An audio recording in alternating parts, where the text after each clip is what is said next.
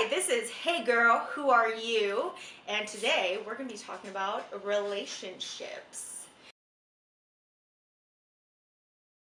But man, when it comes on, you're like, don't talk a truck. That's like what? Baby, but. Let me sing again. Yeah, I don't even know. What are you laughing about? Nothing. You know, just thinking about those ages and what I was doing at 17.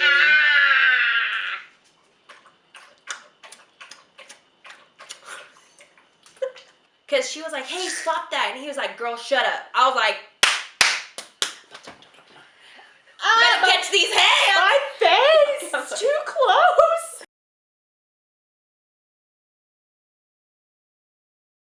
That was a nice little surprise. Yeah. I treat my girlfriend nice.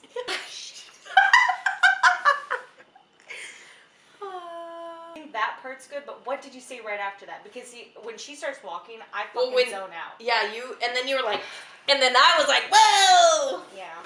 And then she was right in my crotch, and then I was like, hey, girl. Yes, she was. He's probably hungry now. Look at him. He's like, never fucking satisfied. Oh, jeez. Men are so difficult. That's what it is. Thong, thong, thong, thong. And they didn't know. No. And I'm like, hold on, let me pull it up. And I played it for them, and I was like, I like the way, or whatever it is. And they were just like, yeah, I've never heard that in my life. Oh, and I was God. like, I'm old.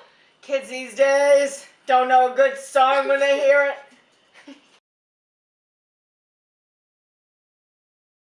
I'm Alyse. I'm Taylor. And this is episode 7. I was like, wait, what episode is this? 7! Well, 7's my favorite number. I would like to go back to something from episode 4. Taylor called me out because I gave her a gift card that did not have money on it. So I would like to gift you. Oh my gosh! I hate you so much and at the same time. It was next to my boob, so enjoy. Even better. And it apparently has $25 on it, but you know, we'll see. So we have a lot of conversation about relationships, and then in observing the relationships, we see a lot of red flags that, like, now, having gone through what we've gone through, right, we're like, girl. Or boy, because sometimes I have these conversations with my male students. I'll be like, you know that's not normal. Right. And that's a red flag. Right. And that should not be happening. I mean, we're always learning about ourselves, so. And still also learning about people. Mm-hmm. I think you have to understand that some people are not who they say they are or who you think they are. You know, sometimes you think a person's some way and they're telling you, no, I'm not like that. But you're like, no. No, I'm pretty sure you are. Like, you know, like you kind of had these blinders. And I think that was probably the biggest lesson for myself. And I still actually experience this. I always have I was thinking about this today. I always have this, like, I don't know. I always view somebody as whole. Mm-hmm. Like, let's say an ornament. Mm-hmm. It's perfect, seamless, you know, shiny. And when I get to know them, I see it's cracked. Mm-hmm. And what's really weird is I don't view myself as whole and seamless and shiny. Mm-hmm. But every person I meet, I meet them and I picture them as this ornament that's perfect. And then I get to know them and I'm like, oh man, like they're messed up in this way or this way. It's very interesting to me that I like finally actually. And it's like a daily struggle. Like, I literally have to break the thought patterns of that. Uh-huh. How I think about it, it's more of like a, almost an expectation. Mm-hmm. So I see them as this ornament. And then when they start revealing to me faults they have, then it's almost like, okay, I thought they were this way, but they're not that way. So why did I have this expectation of them being a whole and complete person when I know every single person on this earth is not whole and complete? Right. You know, like we all have our cracks where we've had to glue stuff, you know, back together And it's so interesting to me that I still continue to do that when I've learned this. You know what I mean? So that's something I was thinking about today. I see it as kind of like you're full of hope, though. Right. In that you're seeing people in that light. Like, I think it's kind of admirable, actually. Wow. Sometimes it brings me stress. Yeah. Because, you know, I know, I think it was episode 2 or 3 where I was talking about don't have expectations of people. I was actually going to say that. I was like, because Taylor. But that's literally, like, that's a daily thing for me, is don't have expectations of somebody. And it happens all the time, and I literally, and maybe it's the same person, and it's the same expectation, and then I'm like, all right, Taylor, you know, I have to prepare myself, like, okay, that person is not that thing, let's say, you know, kind all the time or something. And then the next day I'm like, all right, they're going to be kind today, and then they're not, and I'm like, what the heck? You know? Like, sometimes it's like, it messes with me. Yeah, but it seems like you want to see the good in people. Right. And so that's the beautiful thing about it. So, we said we're going to talk about relationships. Yes. And breakups. Yes. So, how many people have you dated, first of all? So, my freaking gosh, I don't know. Dang, girl, that must be a lot. No. It's like, I don't know, like, oh, like, I don't know, 8 years ago I dated, blah, blah, blah. I know every person I did. Really? Yeah. I mean, okay, I'm sorry, I have a lot in my brain right now. 1, 2.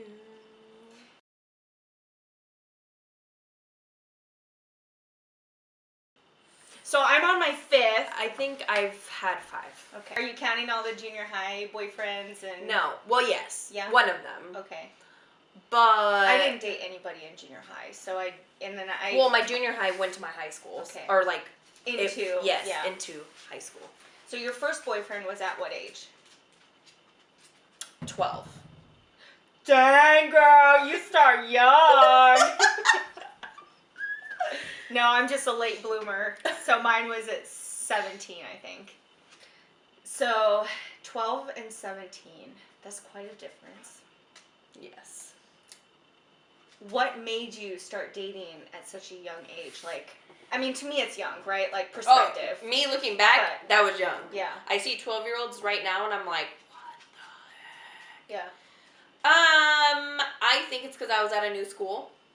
And I just wanted to be liked. Mm-hmm. I wanted people to accept me, and going into a middle school at a new school, it was hard. And of course, middle school age, hormones are flying, and what gives you the most attention? Boys. Yeah. Or girls, if you know, whatever. So that's probably why. Mm-hmm. I was fresh meat. Mm. Really, though. Them boys was at the meat market and they said, "Hey, Taylor." Oh my gosh. No, I really, okay. you know, it makes me sad though. I think that was not a good, like, you can just tell that I wasn't being nourished in the relationships that I was lacking, like a father relationship, a male relationship. Yeah. So I turned to what I thought is going to comfort me. Yeah. And obviously that's not healthy at all. Yeah. Well, I was just afraid of getting pregnant, so I said, no boys, nah, nah, nah, nah, nah.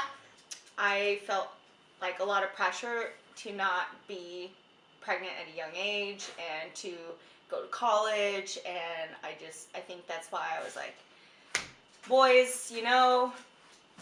That's good. We both had 5 relationships. Yep. Give or take, apparently, over here. Of those, what was your worst breakup?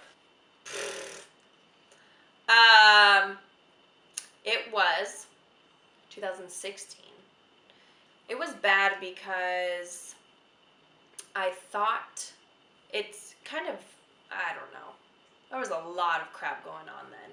I mean, I was pregnant with my 3rd kid, our 3rd kid, and then, you know, people grow and they change, and sometimes they change in that relationship. We were talking about that another time.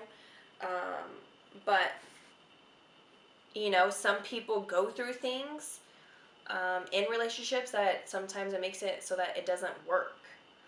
And then you make decisions that then affect the other person, and then you know, you have to then, you know, it led to me deciding like what is my worth here, or what do I really want. There's a lot of questions. Do I stay in this relationship so that my kids could have a family, or, you know, do I put myself on the back burner? Ultimately, I decided that's not, you know, healthy for my kids to see that, you know, things are not working in a relationship. So then, you know, you don't identify how you feel, and you kind of put the feelings on the back burner, but that's not okay. You know, you really need to do what you feel and what is best for you.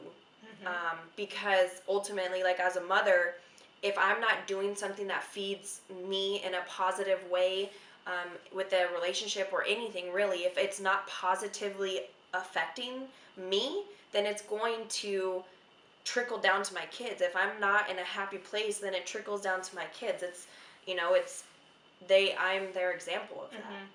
And they feed on that energy too. Exactly. Like they can feel the energy between their Even if parents you lie to them, right. they know. Oh yeah, they're smarter than we give them credit for. Exactly. Yeah.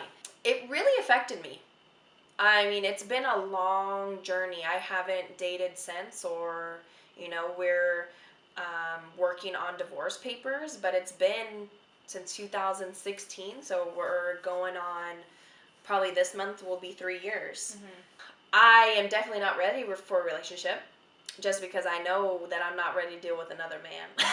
Yeah. But well, that's it's just where I am mentally. Yeah. Like, I am mentally not ready at all. Like, I sometimes think I am, but then I remember, I'm like, nope, I can't do this. Like, I think people like to live in a fantasy, which I was living. Like, I've done this. That, oh, relationships are, you know, perfect, and this is great, and let me just post this on Instagram or Facebook. Like, our family's wonderful. Like, we are so in love. But then you go home and you hate each other. Yeah. Or, I mean, not hate. Hate's a really strong word. You're very angry with each other. You're fighting all the time. Yes. You have disagreements. You're this, you're that. And that's, I mean, what a real relationship is. Like, with friends, with family, like, you have your ups and downs. I think it had to happen. I think I had to go through it to be where I am right now. Yeah. And I mean, it took a long time of healing. Right. A long time. I mean, there's still some areas of my heart that are not healed. And it's almost getting into my soul. Like, there's parts of me that I feel like God is like, I was telling somebody the other day, I feel like I'm an onion, and he peeled back a layer, he healed it. Peeled back another layer, healed it. And so he just keeps peeling me back, and then I'm like learning stuff about myself, and then how I interacted with other people and stuff like that within my relationship. So Alyse, what was one of the worst relationship when it happened, or breakup? Whatever. I'm like, relationship and breakup. I mean, they're they like would be hand in hand. No, they actually would be two different things for me. Yeah. Yeah, two different. Yeah. Okay. Because when you have a bad relationship and you break up from it, you actually feel like some relief. And so then, like, the relationship that I would say was my worst didn't actually, the breakup was, it was a relief. Yeah. I felt free. See, that's a different view, though. I never viewed it as that. The breakup. Gonna cry? Are you really? No. No, girl. Dude, that was good acting. Thank you. So, my worst breakup.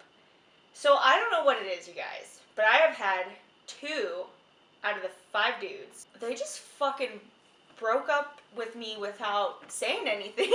I mean, that was the breakup. It was like, you call them and then they just don't answer. Oh, they ghost you. Don't text. They ghosted you. Yeah, this was before ghosting was a term. Yeah. Okay, they're the ones that created it. I learned that off of Grownish.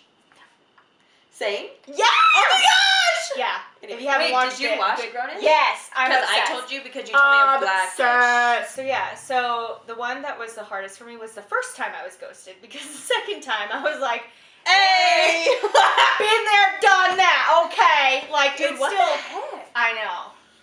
Okay, did you? Well, and talk about like feelings of like, you know, you're asking yourself all these questions. So I'm asking myself like, what the heck happened? Is he alive? And like, what would make someone do that to another person? Like, am I not good enough? Like, you know. You know what I just thought of? I'm sorry. Yes, you're asking all these questions, and then I just realized that my only breakup. I mean, all the other relationships, I broke up with the person. Yeah.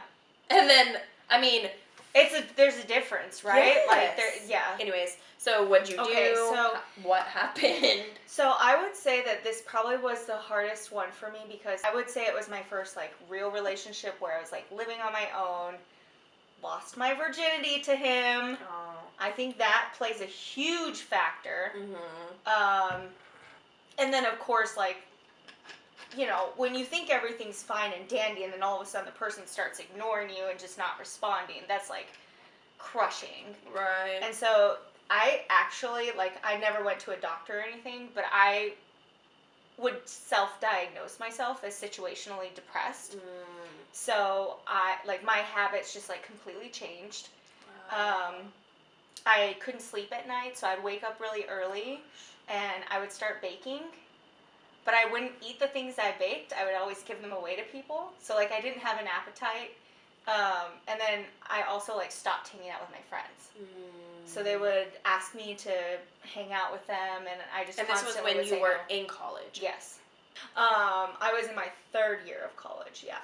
Because I remember I had actually, so I studied abroad. Oh, yeah. And he was living in New York, so I actually had booked my flight to stop in New York so I could visit him before leaving for Italy. So, yeah, it had to have been my third year of college, because that's when I studied abroad. And did he break up with you before you still stopped in New York? Yeah, I had to. So I got a hotel, and I just, like, stayed there. Wow. I mean, I would have blown that fool up, like, not blown, but, like, ring, text. Instagram, Facebook, I'm coming at you, bro. I'm going to call your mom. I did. And you know what? Like, in hindsight, like, I would get mad at myself, though, because I was doing that. Why am I doing this? Yeah, because I was doing that, and I wasn't getting a response, and then I felt like, wow, like, if he could just ignore me so easily, like, why do I care? Why am I trying? Why am I, you know, texting and calling and... Right.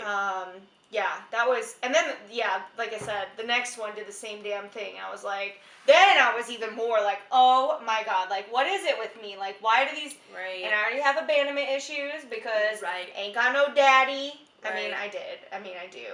I think. So how did you recover from 2 ghosting breakups?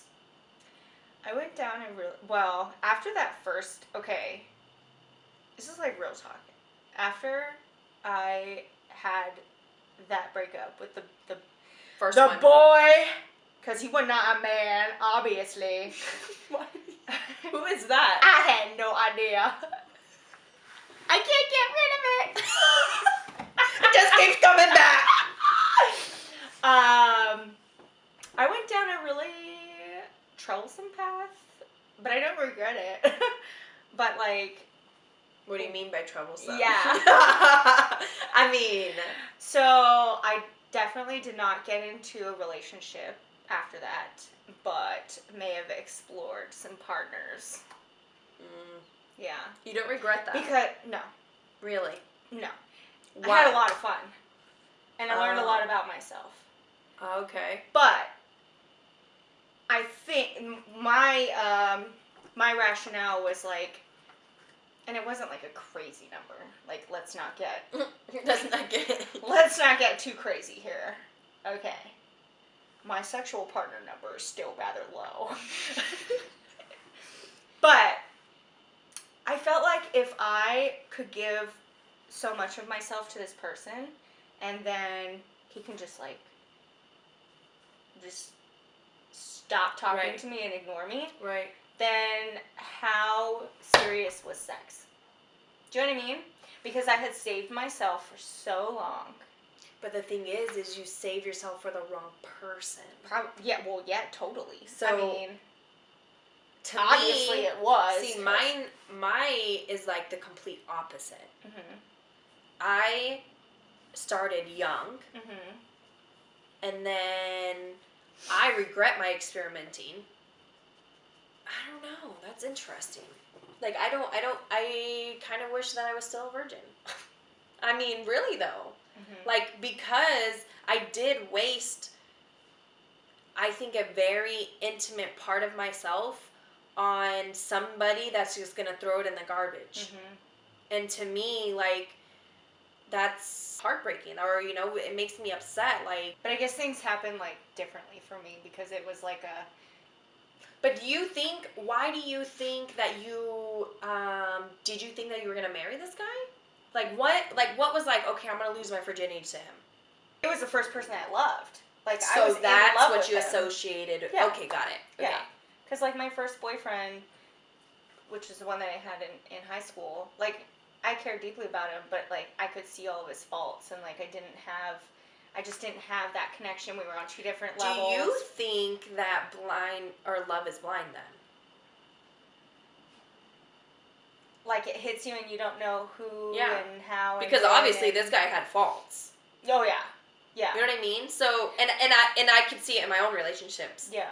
Because how are we so blind to be like, oh, I am so madly in love with this person, but they're so bad. Well, I think it goes back to what you were saying. Like, when you're in something, you cannot see it the same way. So then, how do we change then?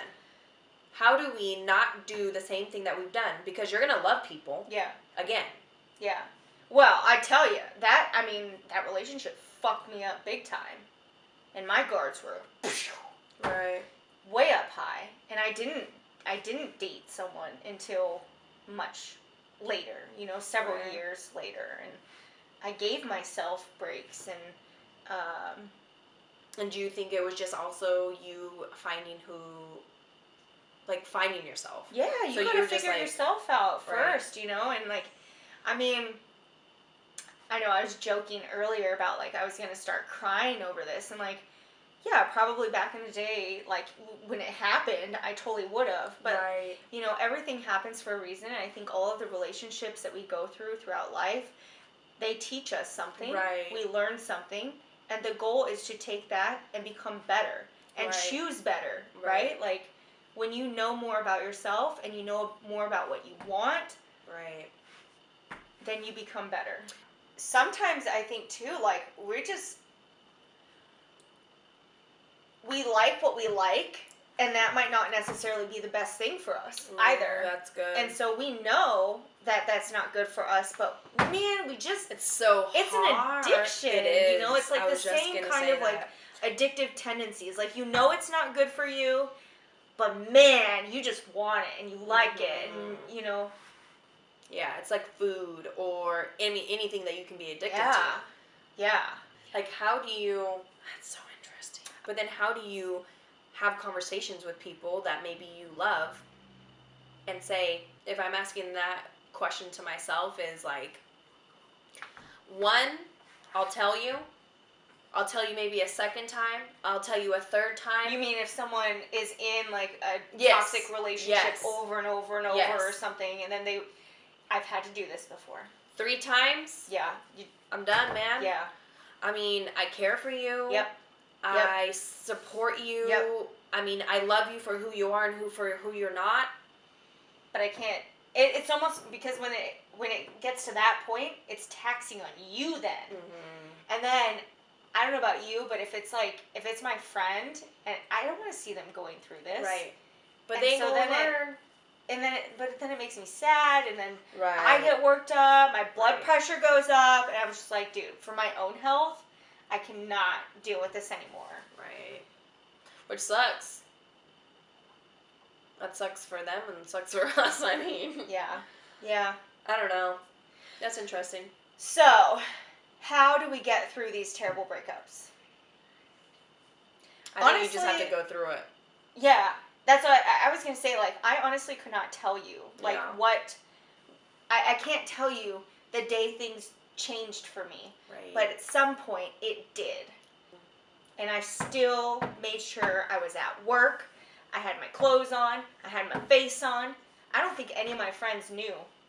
I mean, aside from the fact that I was all of a sudden telling them, no, I didn't want to do this and that and whatnot. I don't think they really knew. I don't think they knew how bad it was. Right. They probably knew something was going on, but they didn't know how bad. So why do we feel like that we have to hide that? I don't know if it was so much me hiding or if it was me coping. I was just trying to move on. I was like trying, but then there was something still like yanking me back. Right, got it. You know? Yeah, that makes coping is good. Yeah. Because you don't really know. Almost sometimes I feel like you almost didn't know how you were feeling. Yeah. Like, and you were just going through the motions. Yeah, I actually I would say that I did not realize that I had a problem until afterwards. And then I realized like, oh my God, like you changed your being. I mean, I didn't put two and two together myself. It just I was just living it. It was just I completely agree. Completely. I don't think until you're out from the other side is when you can be like, but then, so it's interesting to me, then if we, let's say, can see that, why do other people not see that? Oh, like other people in that situation? Other people who have gone through a breakup that have, impacted them deeply, they come out, they don't see it, they go back into another one. Gotcha. And then they go back into the thing, and then they're still blind throughout that whole relationship, still in it or not in it, and then denial. Yeah. Denial. Dang. There's a lot of people living in denial, and also I think it comes with not being true to yourself, not taking time to reflect, right? Like there's a lot of people that will immediately jump from one relationship to the next without taking a break, without doing some introspection, without really looking at like, hey, like, what were the good things about this relationship? What were the bad things? What did I like about myself when I was in the relationship? What did I not like about myself when I was in the relationship? Like, and then thinking about, well, how do I move forward? Like, they just, instead of thinking, they just jump. Right. All right, y'all. So before we say goodbye, we wanted to leave you with some words of wisdom, some advice, some things that we've learned along this road of relationships and love and heartbreak. So, red flags. Yes. Red flags are things that are like immediately you should perk up and be like, ha! Yeah. And sometimes we don't, though. That's the thing. Because like you said, when we're going through things, we are blinded. Right. So some red flags I can think of. One that really irks me that I hear my students tell me all the time, and I'm like, a deal breaker. When someone does not allow you to hang out with your friends. Or they're like super protective of you and like overbearing, and to me that's like you're unsure of yourself, you're insecure. Exactly, you're insecure. You don't trust. Yeah. Like, what do you think is going to happen? No, that person that you are dating is allowed to have friends. Right. And you, girl, you are allowed to have friends. Male, female, questioning, I don't fucking care. You're allowed to have friends. Yeah. And if someone wants you to give them up, deal breaker. Mine is probably one thing that I can think about because I've had this conversation with other people, girls, is the way that he speaks to you. Oh. If he does not speak to you out of love and kindness, bye. No! Don't be disrespectful with your words. We had this conversation this last episode. Words are powerful. That thing gets me fired up. Remember, someone told us like, oh, but he's nice to me. And you were like, oh, but you should also be concerned with how he talks to everyone else. Right. This is vice versa too. I mean, obviously talking to girls. Right. But if, let's say that I talk to boys about this stuff all the time. That how somebody acts with somebody else is a true indicator of how they're going to treat you. Yes. Because in the beginning, everybody is trying to hide all of our flaws. Rainbows, flowers, and sunshine. But we're trying to hide who we really are because we don't want them to know we're messed up, and they don't want to know, we're like, oh, we can't show that we actually have flaws. Yeah. So observe them around other people. Yes. Take note. The other piece of advice would be to make a list. And this might be even before, this would be like indicators of what your red flags are actually going to be. So I would say like make a list of what you want in another person. And there's obviously like ones that you're not going to, what's the word? They're deal breakers. Yeah, you are not going to budge. Like that is. You're not going to budge. Exactly. That is a definite. You either need to have this quality or you need to not. You need to be honest with yourself about those deal breakers and stick to them. Yes, I completely agree. Yeah. I think that's a huge thing. Yeah. Yeah. And it's on both sides. Yeah. And for sure. Both sides. Oh yeah. Yeah. We're not one-sided here. I mean, it may seem like it, but we care about everybody. We love everybody. We just speak from our own personal experience. Yes. So we are super excited to share with you. That was my drum roll. Let me get to, drum roll, please. Next week, Saturday, February 16th, might I inform you that is the weekend following Valentine's Day. What are you even? Who is I have no idea. That is the weekend after Valentine's Day. So we know a bunch of lovebirds gonna be out there having some fun. But hey, if you single or your lover, my lover, ain't gonna be around, you can join us. I just went from one voice to the next. And that's how quickly it changes. To the next. You can join us on the 16th. We are going to be going live on various platforms, and we'd be... Are you tired? I don't know. We would love to have you with us. Join us. It's going to be fun. Yeah. We're going to be live. And it's going to be like an interactive. Yeah, I hope that it's interactive. So if you guys stand up, like, it's going to suck. Okay? So you better be there. Okay? Bye, guys.